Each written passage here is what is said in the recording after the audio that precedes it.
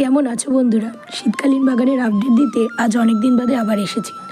নমস্কার বন্ধুরা, আমি রুমার ডায়েরির নতুন পাতায় সবাইকে স্বাগত।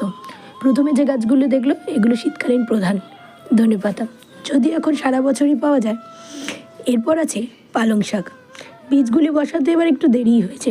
এই টবেও পালকের অনেক বীজ বসিয়েছিলাম, অনেক চারাও বেরিয়েছিল, কিন্তু পাখি বা ইঁদুরে খেয়ে চলে গেছে। আর এগুলো তো আগেই দেখিয়েছি, বেগুন চারা। এগুলো একটু বড় হলে অন্য টবে প্রতিস্থাপন করে দেবো। এবার দেখাবো লঙ্কা চারা। এগুলিও সব খেয়ে চলে গেছে, আর এই একটা বোধহয় চোখে পড়েনি বা আমার প্রতি দয়া হয়ে একখানাই রেখে গেছে। আবার দেখলাম দু একটা চারা বেরিয়েছে।